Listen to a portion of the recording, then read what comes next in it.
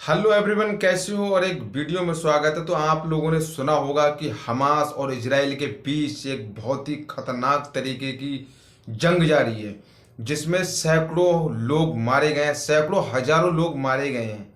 इसमें पुष्टि की जा रही है कि 2800 लोगों की मृत्यु हो चुकी है। तो आइए जानते हैं और समझते हैं कि हमास इजराइल के ऊपर अटैक क्यों किया और रीजन क्या रहा है इन लोगों की सबसे ज़्यादा। चलो तो देखते हैं क्या प्रोसेस है। तो जो हमास ने इसराइल के ऊपर जो अटैक किया है वो एक राजनीति मुद्दा नहीं, वो एक धर्म कट्टरपंथी मसला है। उसमें यह बताया गया है जो हमारी मस्जिद अल अक्सा है, जो जो हमारे मुसलमानों का बैतुल मुकद्दस जिसको बोला गया है वो वहां पर है। वो जमीन जो है वो इसराइल ने अपने अंडर में कर रखी थी। इसराइल जो एक बसा है वो एक जर्मनी से बसा था। जर्मनी में हिटलर का शासन किसी टाइम हुआ करता था। उसने हिटलर ने 60 लाख यहूदियों को कत्लेआम कर दिया था। कत्लेआम करने के बाद जो यहूदी थे वहां से पलायन कर गए और अरब कंट्रियों के बीच आके बस गए।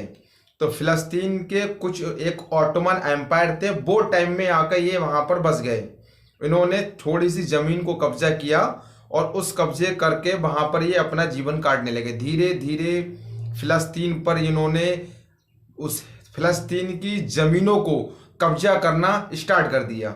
और किस तरीके से इन्होंने कब्जा किया कि जो वो धीरे धीरे 47 से 48 2005-7 तक मतलब वो कब्जा करते रहे और फिलिस्तीन इसका विरोध करता रहा। फिर भी उसके जो एक सेना है, जैसे वायुसेना है जो इजराइल के पास, बहुत ही जबरदस्त सेना है, बहुत ही हाईटेक वायुसेना है।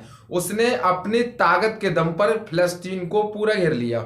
आज के वक्त सन 2023 के टाइम में फिलिस्तीन 12% बचा है, 88% इजराइल के अंडर में है। जो बैतुल मुकद्दस है, जो एक मस्जिद है, मस्जिद अल अक्सा है, जो हमारे लोगों की जो मस्जिदें हैं वहां पर भी इन लोगों ने अटैक किया है। वहां पर बहुत ज्यादा फिलिस्तीनों को जुल्म ढाया गया है। जो जुल्म ढाने के कारण ही उन्होंने एक जंग का ऐलान किया था कि ये हमारी जमीनें और हमारे ऊपर जंग का ऐलान हो रहा है। क्यों हो रहा है, इसका रीजन क्या है, तो इसी चीज उन्होंने बताया है। और ये सारी चीजें और भी मैं बताने वाला हूं आपको, तो देखें आप। तो जो हमले हुए हैं तो वो किस तरीके से इजराइल ने हमास के ऊपर किया और हमास ने इजराइल के ऊपर जो अटैक किया उसमें कितने लोगों की मृत्यु हुई, तो पुष्टि करिए। तो मैं बता रहा हूं इसमें कैसा हुआ है। इजराइल के हमले के बाद ऐसा दिखने लगा, फिलिस्तीन चारों तरफ अफरा तफरी देखने के लिए मिल रही है।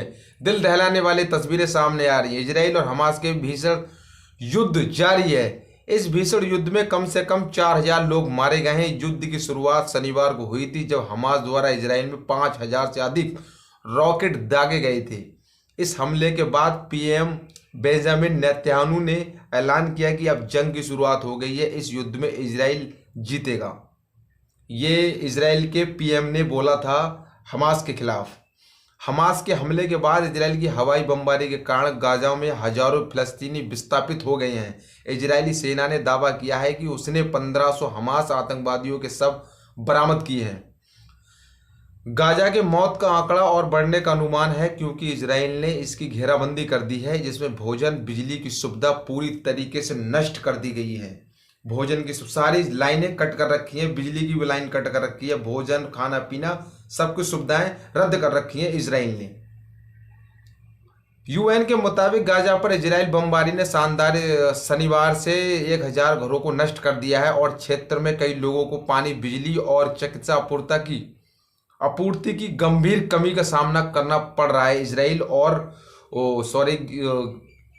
गाजा और फिलिस्तीन वालों के लिए। निवासियों का कहना है, फिलिस्तीन निवासियों का कहना है कि गाजा कहीं भी सुरक्षित नहीं है, क्योंकि हवाई हमले पूरे इलाके में साइटों को निशाना बना रहे हैं। अल जजीरा की रिपोर्ट के अनुसार गाजा में कम से कम 3,40,000 फिलिस्तीनी स्थापित हैं वहां पर।